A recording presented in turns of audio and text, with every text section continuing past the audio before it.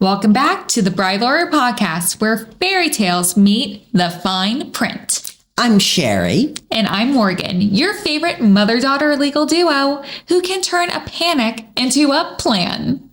Today's story, Sleeping Beauty and the Prenup Panic. The spell, procrastination. The villain, avoidance, with a side of financial secrecy. And our beauty, too afraid to ruffle the feathers in her quilt. Until her fairy god lawyers shook her awake. Wait, are you talking about us? I am. I kind of like that title, Fairy God Lawyer. It does have a ring to it. Welcome to the BrideLawyer Podcast, where fairy tales meet the fine print. And today we're talking about the spell that terrifies couples. The prenup. Da-da-da-dum. It's not scary. It's smart. Think of it as a legal version of True Love's Plan. Most couples hear prenup and immediately think divorce. Which is totally wrong. It's not about breaking up. It's about planning your lives together for the good and the bad. Exactly. Think of it like life insurance. You don't get it because you expect disaster. You get it because you love your people enough to plan. And you've got to be honest with one another. How else can you plan a life together? Exactly. Picture it. Engagement bliss. They're in love, planning the wedding. Everything is just perfect. Until her dad casually brings up a prenup over family dinner. In my opinion, not ideal. She mentions it to her fiance and he says, sure, fine. She explains they'll each need their own attorney and one of them will need to draft it. He says, okay, go ahead. So 6 months before the wedding, she calls us and says, do I still have time for a prenup? Yes, we tell her. I ask, did you two talk about it?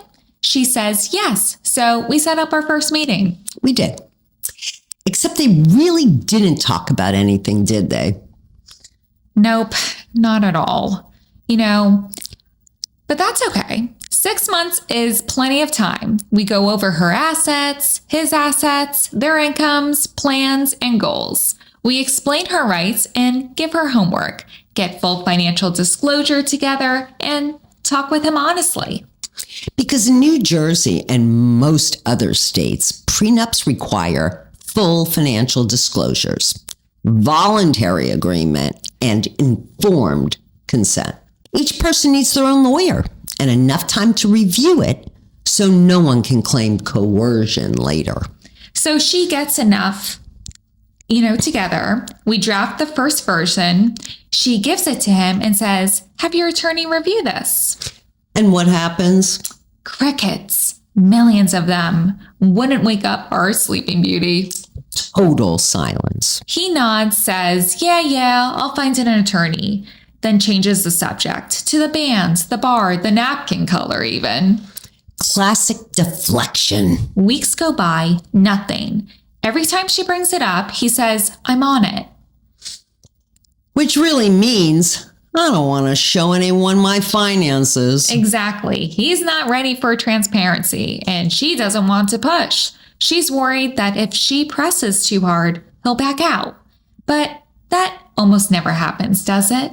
I've been doing this for 38 years. Not once has that happened. Love usually wins out. Yeah, love wins, but it shouldn't have to compete with the florist, the photographer, and 47 unanswered emails. Agreed. But they keep avoiding it until the countdown starts. Suddenly, it's a month before the wedding. The planner's calling hourly, the florist wants final counts, and now they're trying to draft and negotiate a prenup between seating charts and suit fittings. It's just so tough. That's like trying to have a serious conversation in the middle of your first dance. It's just not the right moment. Absolutely. That's stress, confusion, panic, and zero time for thoughtful conversations that should have happened months ago. And let's be clear, a prenup signed under last-minute pressure is a legal risk. It can be challenged later if someone claims they felt rushed or were uninformed. So what should have been empowering turned into panic, not because they didn't love each other, but because they hit snooze way too many times. But the happy ending? The conversation was hard. But afterwards, they said it was the best thing they had ever done. Because it forced them to be honest. Here's the truth. Prenups aren't cold, they're custom. They're not about protection from, they're about planning for. They protect both people, not just one of them. The key rules: 1, both must disclose all assets and debts. 2, each person needs their own attorney. 3, it must be signed well before the wedding, not the night before your rehearsal dinner. And timing matters. No one wants to discuss prenups when the out-of-town relatives arrive ready to party. Exactly. Make it part of your engagement process, not last-minute panic. People think prenups are unromantic. I think they're one of the most loving things a couple can do. Same. It's saying, I love you enough to be transparent and realistic and to plan our lives together. So when should you start? Talk about it 6 to 8 months before the wedding. And start working with lawyers around 6 months out. That gives you plenty of time for real thought and calm conversation. Absolutely. Don't fall into a slumber.